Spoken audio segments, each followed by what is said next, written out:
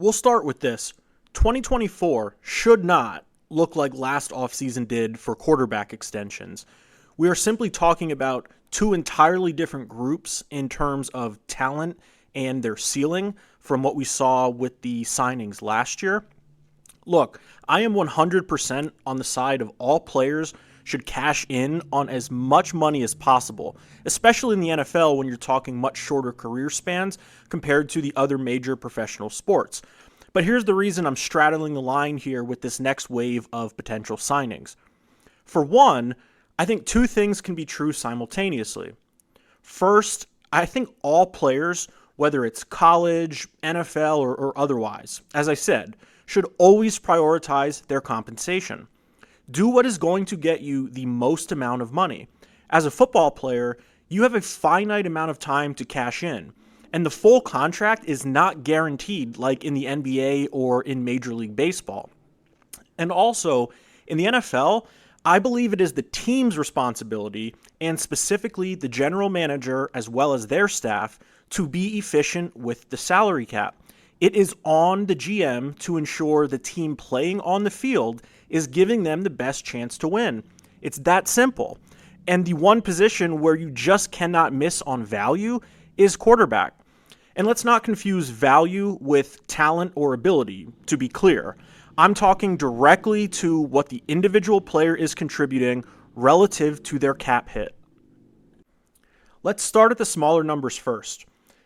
A first-round quarterback on a rookie deal is being paid a fraction of what a top quarterback on a second contract and beyond is being paid in terms of the overall dollars. We saw several guys cash in last year on the quarterback market. You had multiple $250 million contracts signed in terms of the total value, not the guarantees. Here are some of the notable quarterbacks currently eligible for a long-term extension. Trevor Lawrence, Justin Fields, Tua, Jared Goff, Baker Mayfield, and Dak is also up. And then you have free agents in Kirk Cousins and Russell Wilson. Although Wilson's situation is a little different given the release by the Broncos and how the money will work, as I understand it, he's owed somewhere around $40 million this season and then $45 million next season, which Denver will be paying, less whatever he signs for with someone else. So, for example, if Wilson signs with a team on a 2-year, $10 million deal, Denver would owe him $10 million less out of their pockets. So either way, Russell Wilson is getting his money the next couple of years. That's not up for debate. It just comes down to who signs him and what the 2024 and 2025 compensation would be. But as far as those other guys, only Mayfield is a true free agent. So at the very least, we will see something from either Tampa or the market. And right now, all indications are he will get a new contract from the Buccaneers. And for Trevor Lawrence, the Jags can pick up his fifth-year option, and it would make a lot of sense cap-wise. I mean, I don't know why they haven't done so already. Like, what are you guys waiting for? The dollar amount does not change. It's $25.6 million for Lawrence against the cap in 2025. The guy has proven he can play. Now, if you want to say he's not fully lived up to what the expectations were coming out of Clemson, that would not be unfair. But the guy is comfortably a top half starting quarterback in this league. And he has a playoff win on his resume as well. Justin Fields, I would also exercise his option. Look, regardless of what the Bears' plan is, I think that is the safer play. Picking up the fifth year on Fields means he is owed about $31 million in guarantees combined over 2024 and 2025. And it may sound like a lot, and I'm not saying it's a small amount of money, but just go back to a couple years ago and look at how the Giants put themselves in salary cap check when they did not pick up Daniel Jones' fifth-year option. Then they signed him to that big contract, and as a result, it has really limited their cap.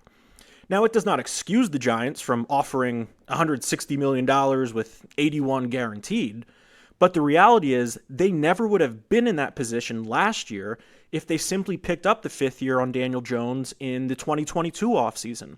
And I think Fields has way more upside than Daniel Jones. It just comes down to, if you're wrong about a guy, do you want it to cost you 25 or 30 million or 85, 90, 100 plus?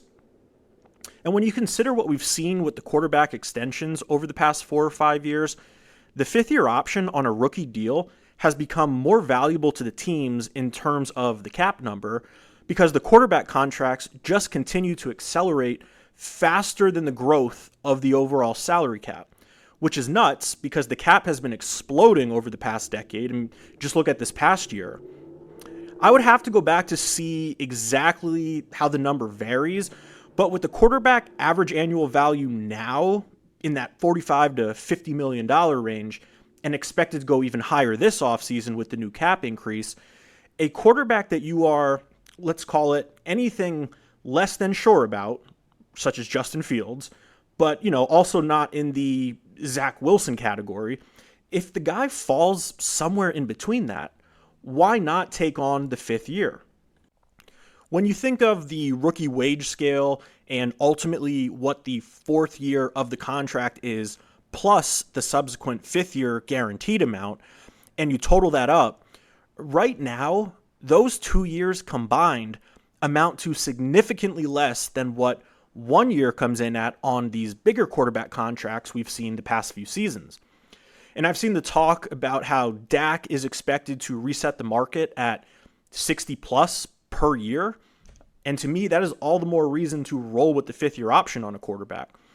Now, of this group of guys, that's really only Trevor Lawrence and Fields, as they were drafted in 2021.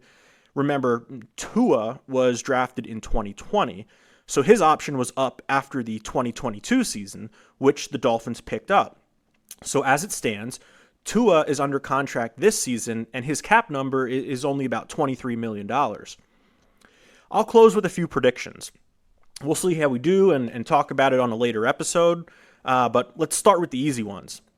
Jags, they'll pick up the fifth year on Trevor Lawrence. Bears will pick up the fifth year on Justin Fields. I think with the Cowboys, we see the extension for Dak.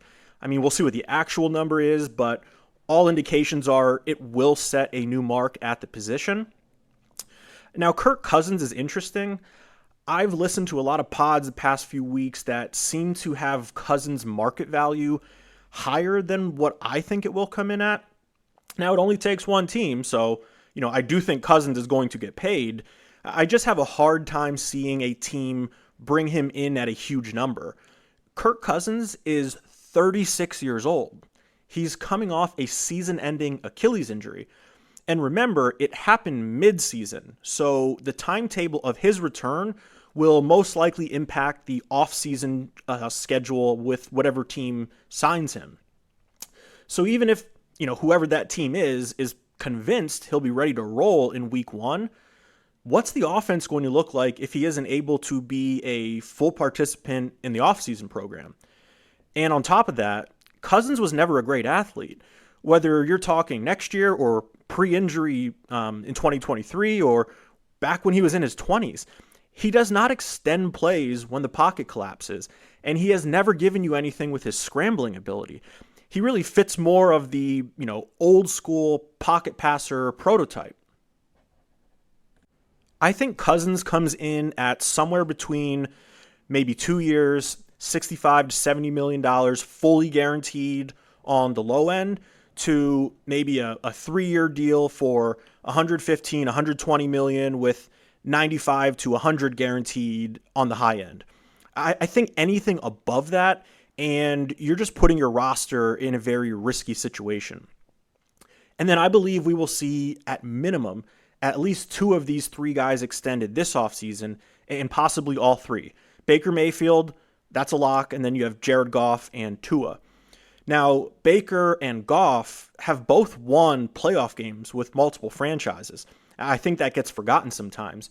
And even though Tua has not won in the playoffs, 2023 was his first full season with competent offensive coaching, and the end result was he led the league in passing. And the benefit to extending these guys now versus next year is that the money's only going to go up with each passing year. Today's price is not tomorrow's price. So we'll say Baker Mayfield, 3 years, $110 million, and 65 to 70 guaranteed. Tua, I think we see 4 years, $175 million with $130 guaranteed.